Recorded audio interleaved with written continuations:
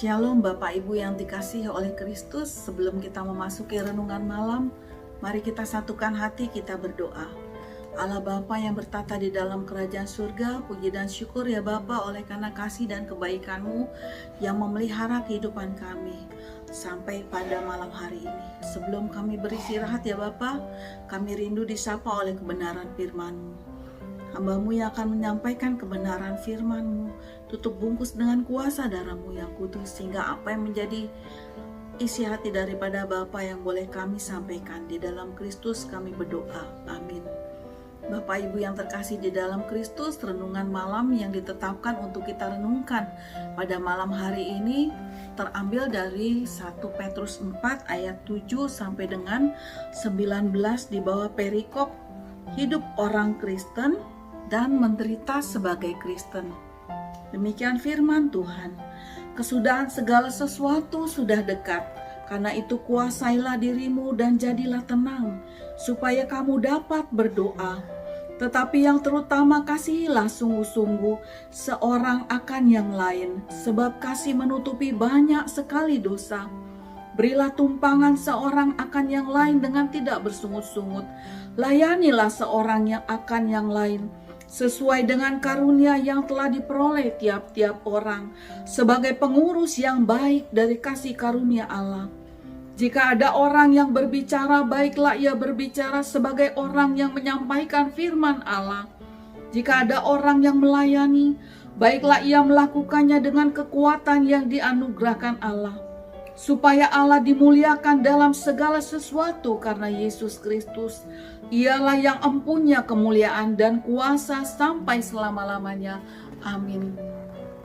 Bapak Ibu yang terkasih di dalam Kristus, kata Kristen di dalam kehidupan sehari-hari merujuk kepada agama atau kepercayaan yang merupakan salah satu kepercayaan yang ada di dalam dunia ini. Sedangkan di dalam Alkitab, kata Kristen untuk pertama kalinya disebutkan di dalam Kisah Para Rasul 11 ayat 26 yang berbunyi demikian. Mereka tinggal bersama-sama dengan jemaat itu 1 tahun lamanya.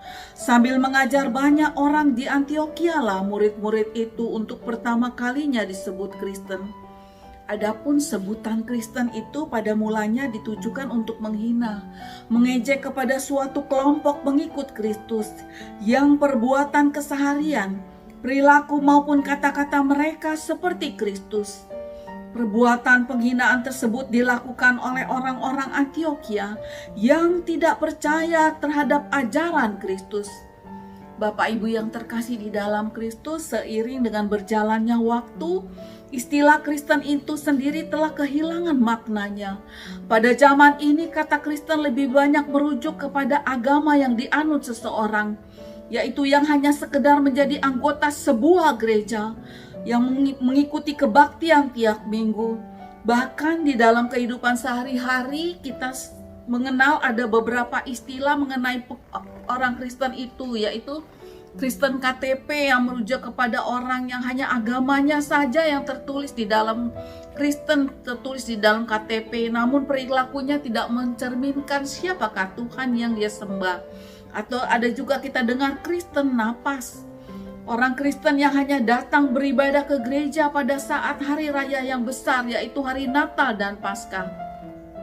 Kalau kita merenungkan kalimat-kalimat pada ayat yang kita sudah baca di atas, bagaimana sepatutnya sikap dan perilaku hidup orang Kristen sesungguhnya, kesemuanya itu patut kita lakukan agar melalui kehidupan kita Allah dimuliakan dalam segala sesuatu karena Yesus Kristus.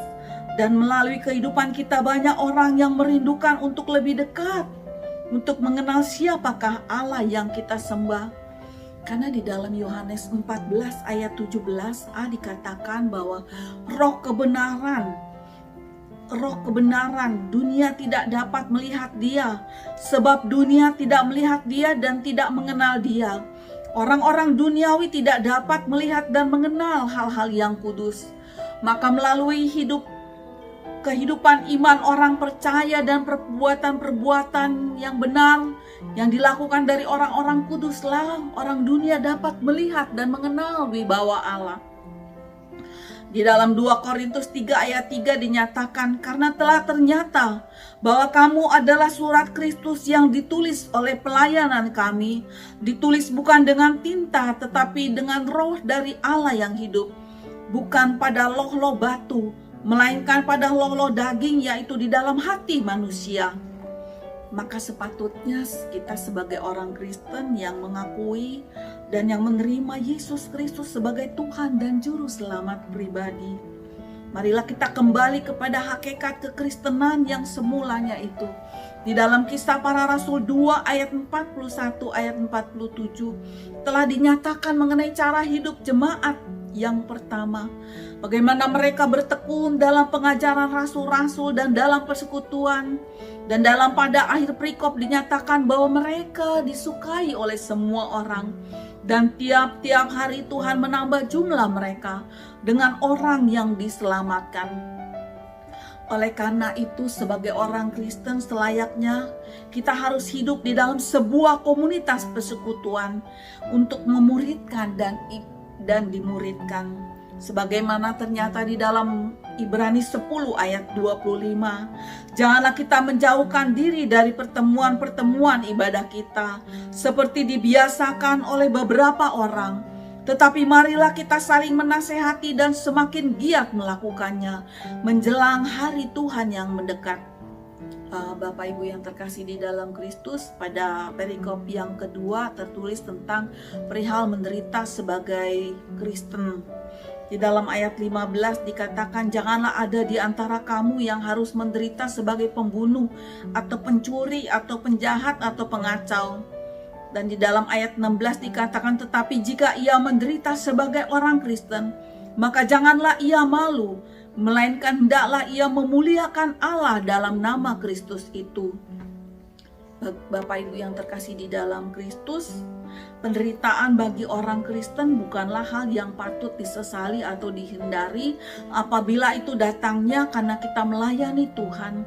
Sebab di dalam Filipi ayat 1-12 sudah dinyatakan, sebab kepada kamu dikaruniakan bukan saja untuk percaya kepada Kristus, melainkan juga untuk menderita untuk Dia.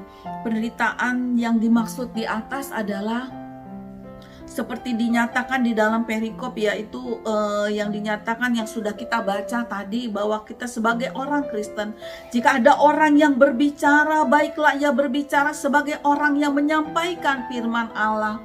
Kita harus menyampaikan firman Allah dan kebenaran di dalam setiap kesempatan, di dalam setiap waktu yang Tuhan izinkan kepada kita. Di dalam Yakobus 1 ayat 26 mengingatkan kita bahwa jikalau ada seorang yang menganggap dirinya beribadah tetapi tidak mengekang lidahnya, ia menipu dirinya sendiri, maka sia-sialah ibadahnya.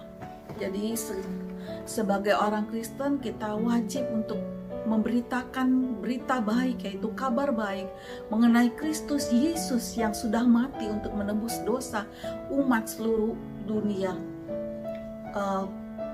Apabila kita tidak dapat menginjili atau tidak dapat menyampaikan firman Tuhan melalui perilaku kita dan perbuatan-perbuatan kebenaran, biarlah firman Tuhan itu berbicara melalui kehidupan kita.